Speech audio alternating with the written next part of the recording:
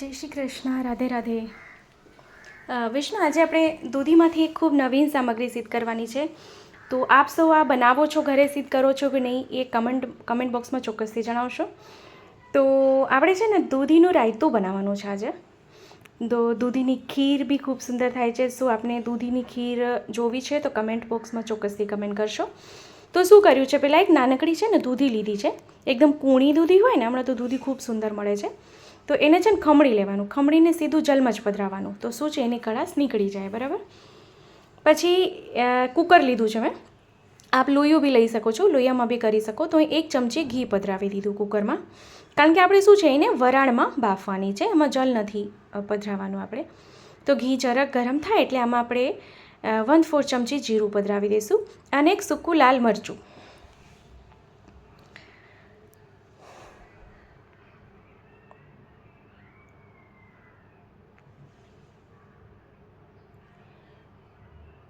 તો આપણે દૂધીના પેડા, દૂધીની બરફી, દૂધીનો રોલ, ઘણી બધી સામગ્રી આપણે જોઈ. પણ આજે દૂધીનું રાયતું કંઈક નવીન આપણે કરી રહ્યા છે, જે ખૂબ જ સુંદર થાય છે અને ખૂબ સરળ બી છે.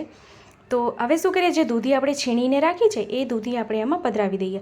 જલને છે ને નીચોવી લેવાનું, જલ સોતા જ નહીં, અને એને સરખી રીતે આમ મિક્સ કરી દેવાનું એકદમ પ્રોપર. એમાં આપણે કંઈ નાખવાનું નથી, એટલે એ ધ્યાન રાખવાનું. આપણે જલ બી નહીં નાખવાનું. આપણે એમ થશે કે જો જલ નાખશું, જલ નહીં નાખશું, આમાં જલ નહીં પધરાવશું તો દાજી જશે, બળી જશે. પણ ના, કારણ કે દૂધીમાં જલનો ભાગ હોય છે, એટલે એમાં જલની કોઈ જરૂરત નથી. આપણે કુકરનું ઢાંકણું જો બંધ કરીએ અને એકદમ ધીમું ગેસ રાખી દેવાનું. એકદમ ધીમું ગેસ રાખી દઈએ એટલે વરાળમાં ને વરાળમાં એક જ સીટીમાં થઈ જશે.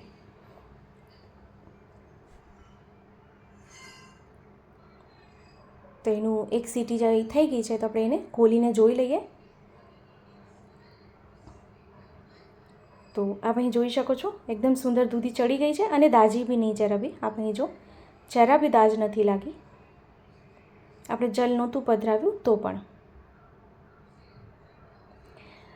મેં પવિત્રા આપ સાથે શેર કર્યા કે પવિત્રા આપણે ઘરે કેવી રીતે બનાવાય છે. આપ સૌનો વિડીયો ખૂબ યુઝફુલ થયો, એ બદલ આપ સૌને ખૂબ ખૂબ આભાર. તો આપણે જોઈ દૂધી સુંદર ચડી ગઈ છે. તો અહીંયા છે ને 1 કપ મેં દહીં લીધું છે. દહીં કેવું લેવાનું, મીડિયમ લેવાનું, ખાટું નહીં અને મોરું નહીં. ખાટું તો જરાય નહીં લેવાનું, નહીં તો એનો સ્વાદ આખો ફરી જશે. હવે અહીં શું કરીએ, આપણે અડધી ચમચી સિંધાલું પધરાવી દઈએ અને એને સરખું આમ મિક્સ કરી લઈએ.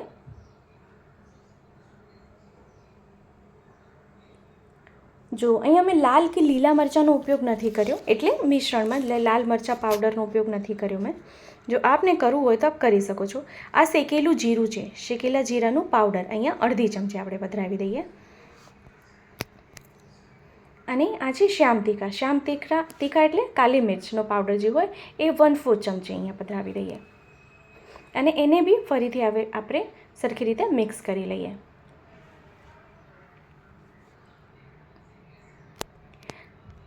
અને હવે જે આપણે દૂધી બફાઈ ગઈ છે આપણે એમાં હવે પધરાવી દઈએ. તો આ ખૂબ જ સરળ છે અને ઇન્સ્ટન્ટ છે. આ ઝટપટ સિદ્ધ થઈ જતી સામગ્રી છે. તો જો આપને વિડીયો ગમે તો લાઈક જરૂરથી કરશો. અને હા, કમેન્ટ બોક્સમાં ચોક્કસથી કમેન્ટ કરશો કે આ વિડીયો આપને કેવો લાગ્યો છે, અને આપણા ગ્રુપમાં શેર કરશો, જેથી વધુથી વધુ લોકો સુધી વિડીયો પહોંચી શકે. અને આપને જો કંઈ પૂછવું હોય તો મને કમેન્ટ બોક્સમાં કમેન્ટ કરીને પૂછી શકો છો. તો દૂધીની ખીર બી ખૂબ સુંદર થાય છે. દૂધીનો હલવો બી સરળ, ખૂબ જ સુંદર છે. આપણે દૂધીમાંથી કેટલી બધી આપણે સામગ્રીઓ સિદ્ધ કરી શકીએ છીએ. તો આ સામગ્રી તૈયાર થઈ ગઈ છે, સિદ્ધ થઈ ગઈ છે. તો આ ખૂબ જ સુંદર લાગે છે, સાચું કહું. હા, આમાં મેં જે ગળાશનો ઉપયોગ નથી કર્યો, પણ જો આપણે કરવું હોય તો સે જેવું ગળાશ આપ અહીં પધરાવી શકો છો. તો હવે આપણે એને એક કટોરીમાં સાજી લઈએ. તો ખૂબ સરળ અને સુંદર દૂધીનું રાયતું સિદ્ધ થઈ ગયું છે. તો આ બે આ સામગ્રી સિદ્ધ કરો, શ્રી પ્રભુને ધરાવો અને કમેન્ટ બોક્સમાં કમેન્ટ કરીને ચોક્કસથી જણાવશો કે વિડીયો આપને કેવો લાગ્યો છે. આપ ફરાળમાં લઈ શકો છો. ફરાળ માટે ખૂબ જ ઉત્તમ રેસીપી કહેવાય. આ ખૂબ સુંદર બી છે અને ઇન્સ્ટન્ટ છે. તો અહીંયા મેં સજાવટ માટે ધાણા અને લાલ મરચાંનો ઉપયોગ કર્યો, જે મરચું આપણે વઘારમાં પધરાવ્યો હતો એ જ. હા, આપને જો રેશમના પવિત્રા જોવા હોય ને તો કમેન્ટ કરશો, તો ચોક્કસથી આપ સાથે શેર કરીશ. તો ફરીથી મળશું આપણે નવા નવા વિડીયો અને નવી નવી સામગ્રી સાથે. ત્યાં સુધી આપ સૌને મારા જય શ્રી કૃષ્ણ.